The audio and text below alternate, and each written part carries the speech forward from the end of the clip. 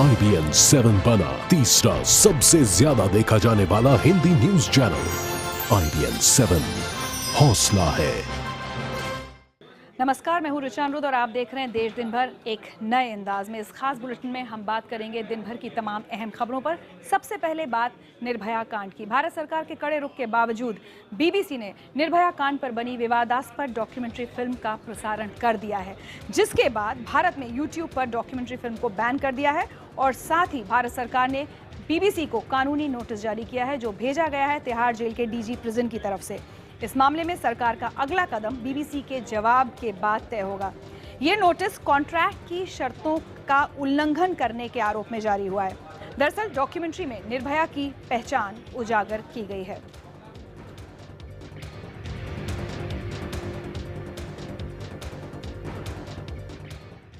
और निर्भया पर बनी इस डॉक्यूमेंट्री ने हर हिंदुस्तानी, खासकर महिलाओं के जख्म एक बार फिर हरे कर दिए हैं। एक बार फिर देश की उस बेटी के लिए हर हिंदुस्तानी का दिल रो रहा है। BBC की डॉक्यूमेंट्री पर आज जब IBN 7 पर एक खास शो चल रहा था, उस दौरान निर्भया के माता पिता के आंसू बह निकले और साथ ही पूरा माहौल, चाहे स्टूडियो में हो चाहे IBN 7 के न्यूज़ रूम में, गमगीन हो गया। कि जिस समय पर बेटी उस हाल में थी, जब नहीं पता था कि बचेगी कि नहीं बचेगी, उस समय की कौन सी बातें आज भी आपके दिमाग में कौनती होंगी, दिमाग में याद आती होंगी कि वो क्या कह रही थी? वो कौन सी बातें हैं? देखिए, बेटी हमारे सामने 14 दिन तक रही, जिसमें 10 दिन होश में रही। ज़्यादा उसको बोलने का वो नहीं था, लेकिन आखिरी समय में उसने यही कहा। उसके अंदर इतनी तड़प सी, तकलीफ थी। उसको 10 दिन के अंदर एक बूंद पानी नहीं मिला, लेकिन उसका यही था, मम्मी आप चिंता मत करो, हम ठीक हो जाएंगे।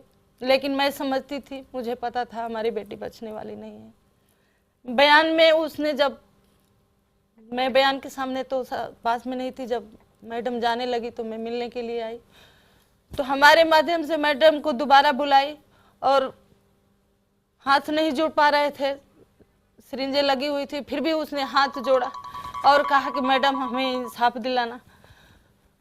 तो उन्होंने पूछा कैसा इंसाफ चाहिए? उसने कहा कि इंसाफ क्या, उनको जिंदा जला देना चाहिए।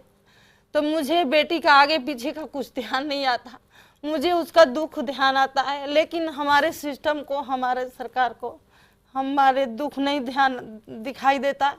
हम बार बार आहत होते हैं, बार बार हमारे भावनाओं से खेला जाता है। हमारी बेटी की मौत के साथ ये डॉक्यूमेंट्री के माध्यम से खिलवाड़ हो रहा है।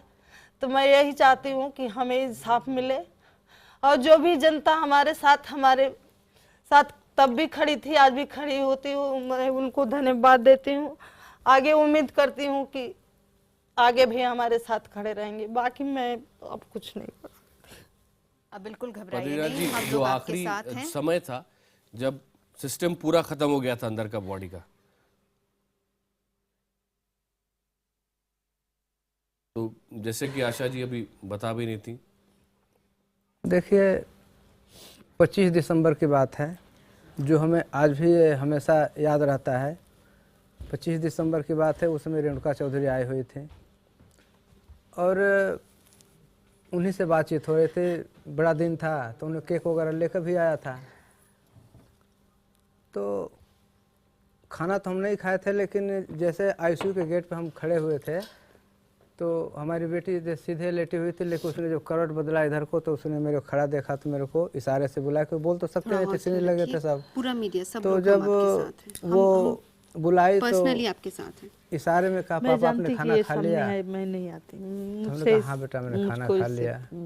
तो बोले कि आप थक गए हो। हम तो हैं ना बोले आपके कि साथ, देखिए इशारे आपकी से कि आप कितनी थक बेटी है, गए, हम लोग भी जाओ तो अब आपकी सो बेटी है, जाओ। आप सब तो हमने बेटी कहा हाँ आपके बेटा साथ हम हैं। सो हम लोग भी जाएंगे, आपके साथ तुम भी आराम करो। हम लेकिन हर उस हर दिन वक्त, के हर बाद जब हर उसने जगह आंख कभी बंद जरूरत हो, करी, हम सब थोड़ी आपके देर के साथ बाद उसको जो दौरा पड़ा कहिए, चाहे कुछ भी हुआ, जो होश में ऐसे नहीं लोगों आई, के लिए आंसू बहाने उसके का बाद कोई फायदा नहीं। हम तो सो करके भी जग गए, लेकिन वो सोकर फिर नहीं जगी। ये दर्द मेरे को सहा नहीं जाता, कुछ कह नहीं सकता।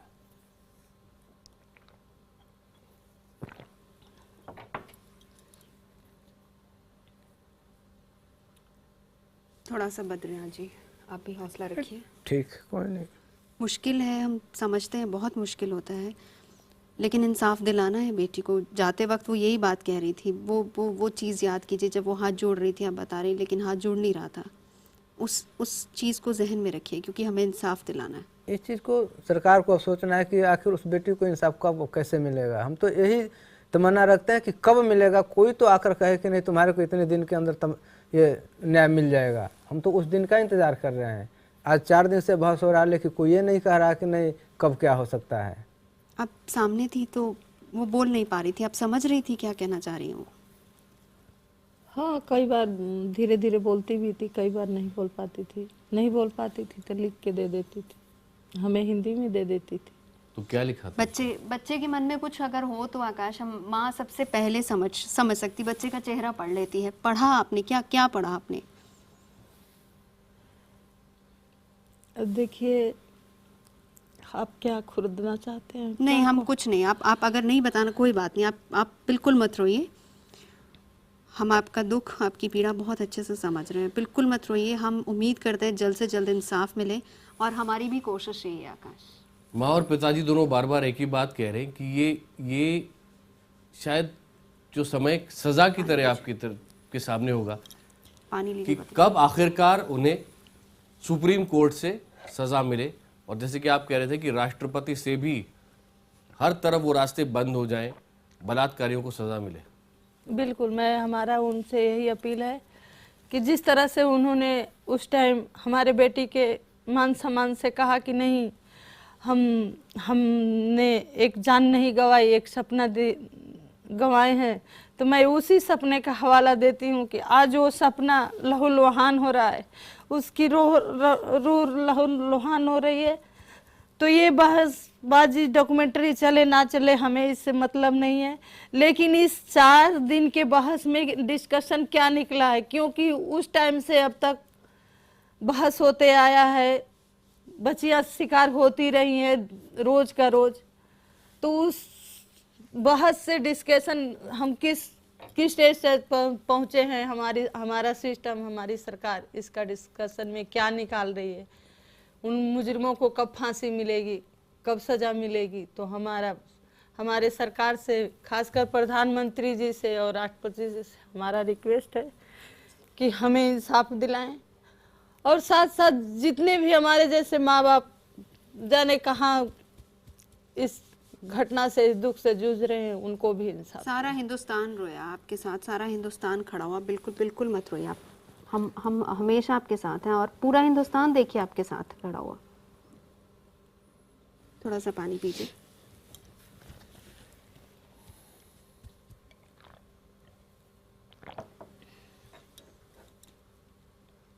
बद्रीनाथ जी, एक पिता के रूप में मेरे ख्याल से आप इस सब के आगे बहुत आपको छोटी चीज़ें लगती होंगी कि डॉक्यूमेंट्री दिखाई नहीं दिखाई, क्या हुआ। आप जिस चीज़ के लिए लड़ रहे हैं कि जो आपकी बेटी के साथ हुआ वो किसी के साथ ना हो, और दूसरा ये कि जिसने भी किया है, जितने भी लोग थे, उनको कड़ी से कड़ी सज़ा मिले। कड़ी का सीधी फांसी, हम दूसरा कुछ नहीं चाहते हैं। हम तो सिर्फ चाहते हैं कि उनको फांसी मिले, और एक मन में तमन्ना जब फांसी पर लटकाया जाए तो हम वहाँ पर सामने खड़े हों। जो हमने दुख उसको सामने देखा है, कोई अंग बाकी नहीं था जहाँ चोट नहीं लगी हो, जहाँ जख्म नहीं है। उस दुख के आगे हमारी उसका बयान, इन वकीलों का बयान, डॉक्यूमेंट्री कोई मायने नहीं रखती। हमारा विकल्प है, हमारे लिए मायने रखता है कि जिस तरह हमारी बेटी के साथ अपराध हुआ, वो तड़प के इस दुनिया से गई है, उस तरह इन मुजरिमों को फांसी मिलना चाहिए, ताकि हम यही चाहते हैं कि हमारे समाज में एक इसका संदेश जाए कि और हमारी बच्ची की तरह किसी की बेटी, किसी की बहन आप दोनों का से एक हालात आखिरी वैसे सवाल। ना हो। कितना दुख होता है माता पिता की हालत देखकर। इन्हें इंसाफ तो नहीं मिल रहा, लेकिन इनके जख्मों पर लगातार नमक छिड़का जा रहा है। ना इस देश में बलात्कारों का सिलसिला रुक रहा है, ना ऊटपटांग बयानबाजी का।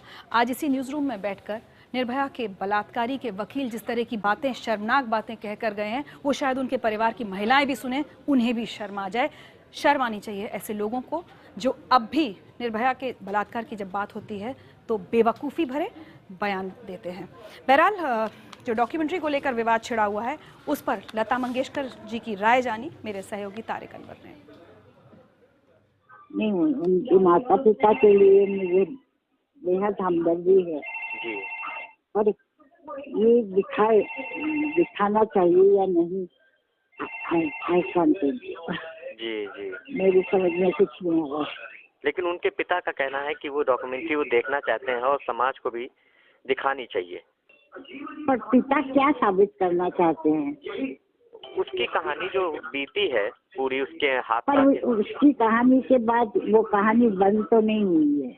हाँ, ये भी बात है। उसके बाद अनेक ऐसे कहानियां हुई है, हादसे हुए जबकि उसको बहुत पब्लिसिटी मिली थी उस पर। जब ये हुआ था तो दिल्ली वाले सारे सड़क पे आ गए थे जी। और गवर्नमेंट को उन्होंने ये किया था कि ये नहीं होना चाहिए।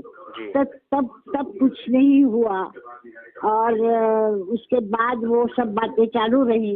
बम्बई में भी हुआ किस्सा। जी जी।